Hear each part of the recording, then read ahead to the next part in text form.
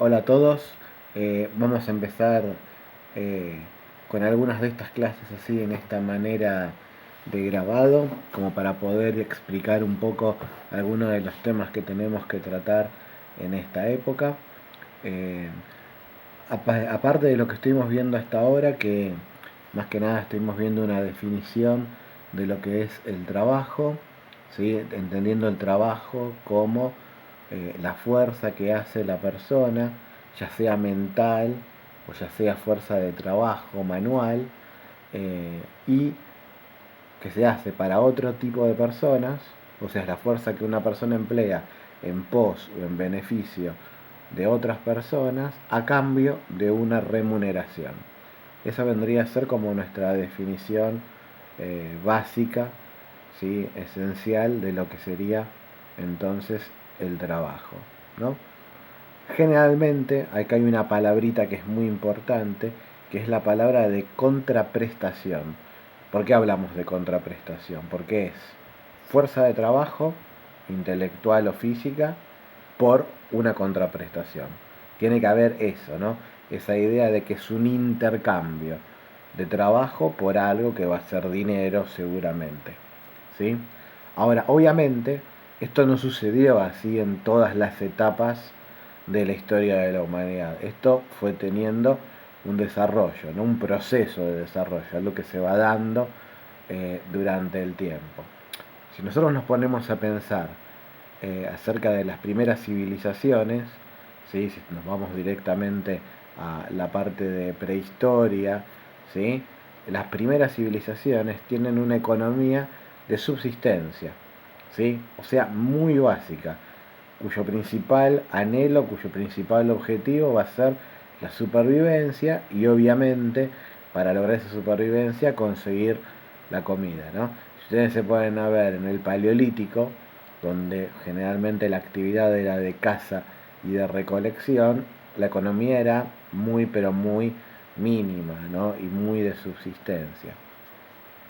Después, con la revolución neolítica, o sea, cuando el hombre, ¿sí? Se hace sedentario, se pone en un lugar, empieza la domesticación de animales, de plantas, y empieza de esa manera la agricultura y la ganadería, empieza a haber una economía de subsistencia un poco más rica, empieza a haber una idea de división del trabajo, empieza a haber en una escala mínima, pero la acumulación de algunas de estas riquezas y empieza el intercambio comercial con otros grupos de hombres, otros grupos de personas, ¿sí? Que por las características del lugar a donde viven tienen la producción de otros elementos. Entonces, los que producen el elemento A le intercambian los excedentes a los que producen, ¿sí? El elemento B. Después, otra etapa que nosotros podemos ver en la antigüedad, especialmente si nos fijamos en la antigüedad clásica, ¿no? Grecia, Roma, eh, también obviamente el antiguo Egipto, eh, hay también ya un sistema económico donde hay una fuerza de trabajo que es la esclavitud, ¿no? Si nosotros pensamos, por ejemplo, en las pirámides, ¿sí? La séptima maravilla del mundo, fue construida bajo la mano de obra esclava, ¿no? Si uno piensa también en Grecia, eh, ¿por qué la mayoría de los políticos o de los filósofos griegos podían dedicarse a la contemplación, a filosofar o a las tareas públicas que no eran remuneradas? ¿Sí? Porque había una obra esclava que aseguraba el sustento de esas personas. Piensen ustedes que toda la carrera de la magistratura griega y romana, ¿sí? El griego y el romano no ejercían un trabajo manual, o sea, no cobraba por ser político, lo hacía por el honor, con lo cual eso implica que había una economía basada en la esclavitud, por lo cual las personas podían dedicarse a hacer otra cosa, ¿no? Con distintas tonalidades y distintas formas de esclavitud. Esto también hay que aclararlo, ¿no? No es lo mismo el cliente romano que está asociado a una familia que tiene mucha independencia, que puede acumular y ganar dinero y después puede comprar su libertad, a la idea de esclavitud que tenemos todos nosotros arraigada, a la esclavitud, por ejemplo, de esclavos africanos del siglo XVII y XVIII, ¿no? Estamos hablando que tanto en la Edad Media como en algunos lugares europeos, la esclavitud, la servidumbre, ¿sí? Son formas de trabajo compulsivas, pero no son tan rígidas como nosotros pensamos la esclavitud del siglo XVII y XVIII. Eso por un lado, ¿no? Ahora, obviamente la evolución del trabajo va a ir en un proceso de evolución y vamos a tener un determinante fundamental que va a ser la revolución industrial. La revolución industrial es un punto, es un corte, ¿sí? Abrupto con todo lo que sucedía antes y todo lo que va a suceder después. La revolución industrial la tenemos que situar en Inglaterra, aproximadamente en el 1750, y obviamente es un corte abrupto porque antes de la revolución industrial la producción es totalmente artesanal. Y obviamente una producción artesanal lleva tiempos importantes para la producción de bienes.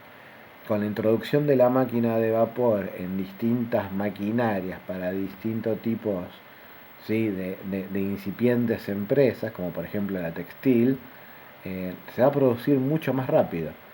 O sea, de alguna manera con la revolución industrial y el ingreso de la máquina se produce más bienes, más rápido, se llega entonces a retener un stock de esos bienes para poder intercambiarlos. Y obviamente ustedes tienen que pensar que a partir de la revolución industrial también hay una expansión del mundo conocido, es como el inicio de la globalización. O dicho de otro modo, la globalización actual de hoy no es otra cosa, ni más ni menos, que una fase de la evolución del capitalismo que empieza con la revolución industrial, ¿no? Ustedes piensen, es Inglaterra con fábricas, teniendo stock de productos, necesita mercados, mercados donde vender y además esos mismos mercados muchas veces lejanos, ¿sí?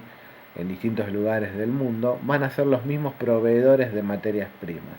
Entonces ahí se genera una red y una división internacional del trabajo, y generalmente acá es donde se hace la división entre países desarrollados y subdesarrollados, ¿no? Hay países periféricos que van a ser los que proveen de materias primas, ¿sí? Una economía primaria, y va a haber otros países industrializados, centrales, que van a tomar esas materias primas, las van a transformar en la fábrica y van entonces después luego a vender sus productos manufacturados. Es necesario entonces entender que el trabajo como lo entendemos hoy en día, ¿sí? Tiene su inicio en la revolución industrial con sus distintas fases. La fase capitalista, la fase de los imperialismos, ¿sí? Y finalmente la fase de, como lo conocemos hoy, la globalización. Bueno, esto es uno de los primeros videos explicativos.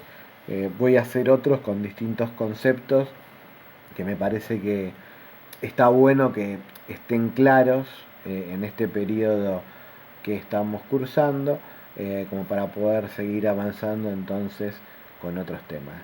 Muchas gracias, nos leemos después en los mensajes o en otros medios que arbitremos para la devolución de algún tipo de trabajo. Vayan prestando atención a estos audios y al material que voy subiendo para poder después hacer en su momento una instancia evaluativa. Muchas gracias, nos vemos pronto, que estén bien, hasta luego.